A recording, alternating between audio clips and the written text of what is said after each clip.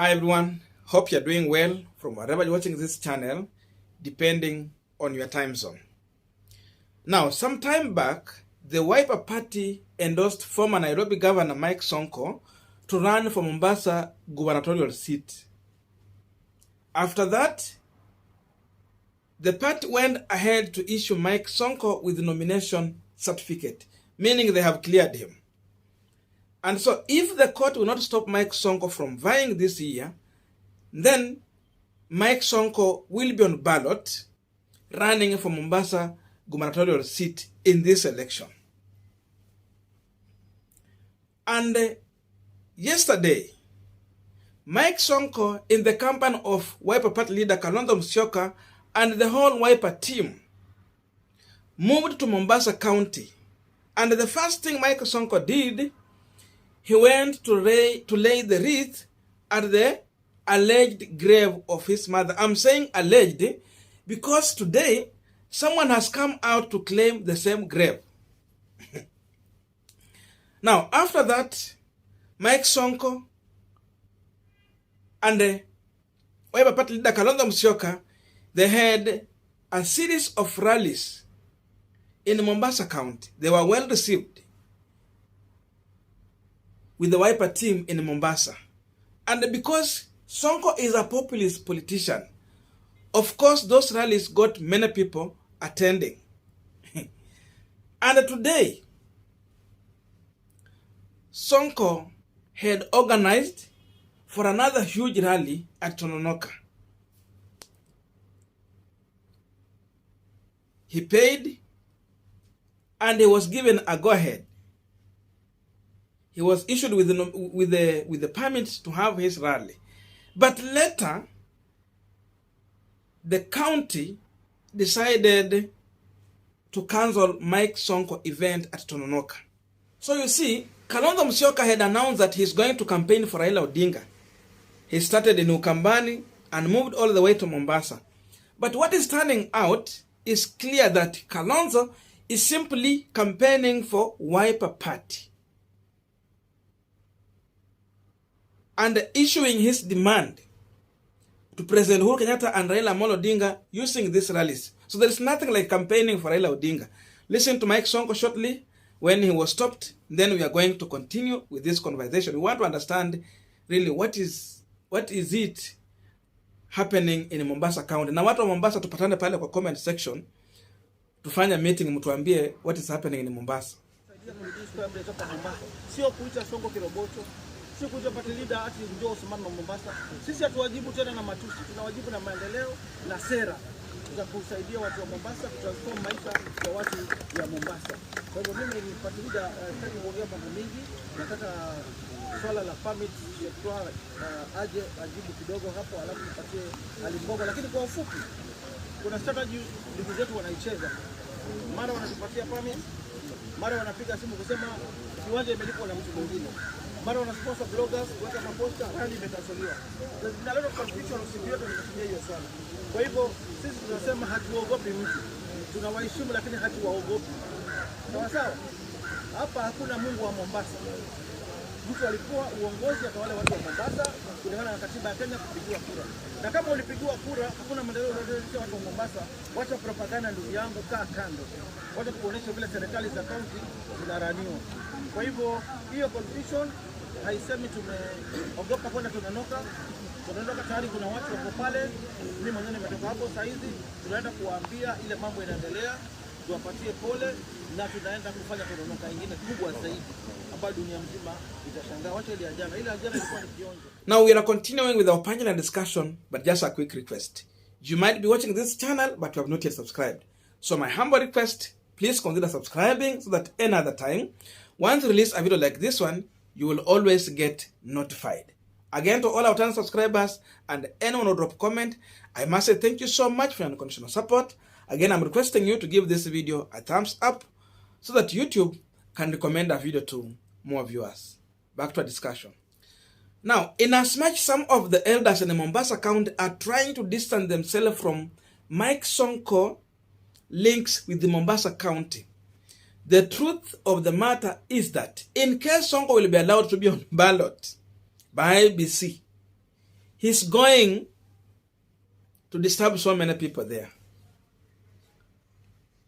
Sonko is going to cost people in Coast Region, in Mombasa County, if he will be on ballot. Because Sonko yani ni mtu wa sarakasi tu. And so if you allow him, akuja na zile sarakasi zake, and the way ODM is responding to Mike Sonko, I think they might not succeed in that way. Is it ODM really or ni UDA? But we understand that it is Joho government that has stopped Mike Sonko from having his Tononoka rally.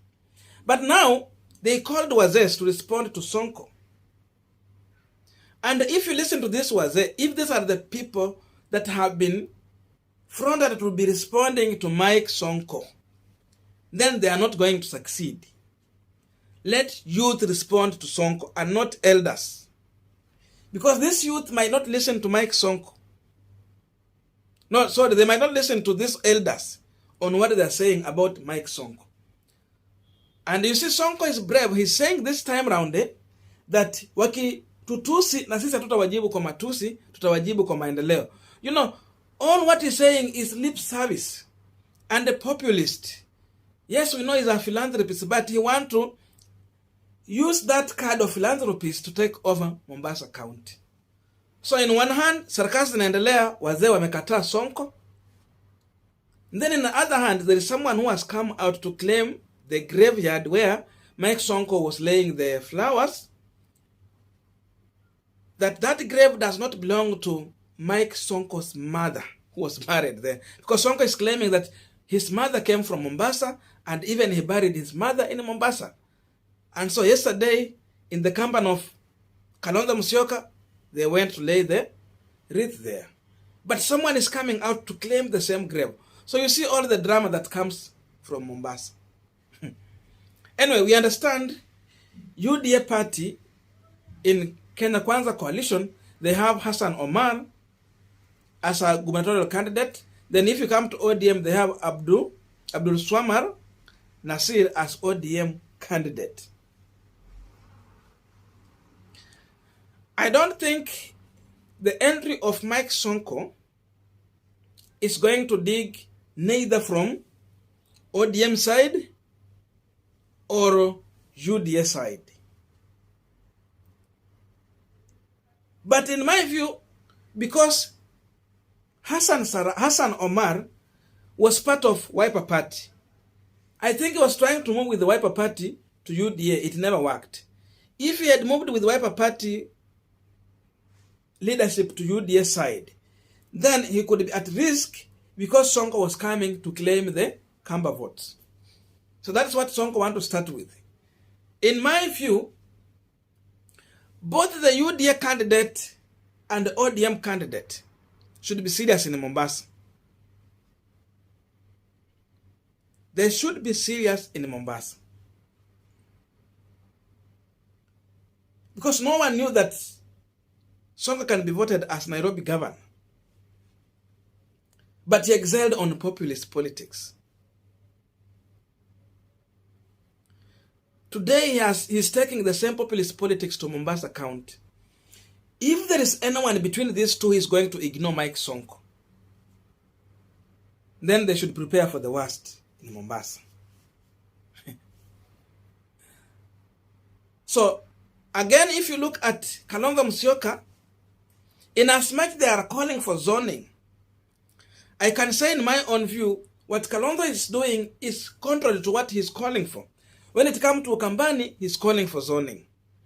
In Nairobi, zoning happened. So, Wiper Party got a chance to nominate a DG to the gubernatorial candidate of Nairobi County. Then what about Mombasa? Why is Wiper Party sponsoring a candidate in Mombasa when they already called for zoning? And Kalonzo Musyoka is still pushing for zoning. So is he only after personal interest in Ukambani to suppress the Chap Party and the NAK Party? Or he mean what he's saying? So again, in one way or another, Kalonzo Musyoka is coming out as a betrayer and someone who is just after his own interest. And again, a person who is sabotaging both Raila Odinga and President Uhuru Kenyatta. Because then how is he sponsoring Mike Sonko to go in Mombasa? We understand Mike Sonko entering in Mombasa will not reduce the vote in ODM party. But Sonko is going to create a base for himself. He's going to dig deeper in both sides, whether it's UDA or ODM side. And because in Kenya we don't vote depending on how someone is selling his manifesto, on agenda, on a issue-based campaign.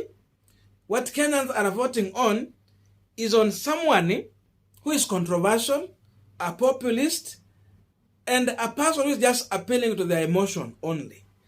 Sonko is good at that. And because of this, then the entry of Sonko should worry some people in Mombasa. That's why, you see, from ODM side, Abdul Somar came out to complain about Stephen Kalonzo Musyoka kama kibaraka. Again, in UDA side, Hassan Omar came out to complain about how Kalonzo Musyoka want to control the coast people. Na walisema sijui Sonko, waliita Sonko nini? Mende ama nini? Something like that. So you see, there is tension from both ODM and the UDA side. So the truth is that Kalonzo Musyoka is coming out as a betrayer, but again Sonko will create his own base in Mombasa, just in case he get allowed. Because now you see, no one was talking about Sonko when he was silent. But since he got the Wiper Party nomination ticket, then Sonko has just become popular. The controversy now is coming out. Now the grave issue. Now the Tononoka meeting, and even after he was being stopped from Tononoka meeting, he still insisted that anaenda Kisauni kupatana na wananchi, and he has a meeting today. So Sonko is just that, is not just a man you are going to assume. I don't know what to think about this, but that's my view. Let us have a continuation of this conversation through the comment section. Otherwise, may good God bless you and see you in our next video.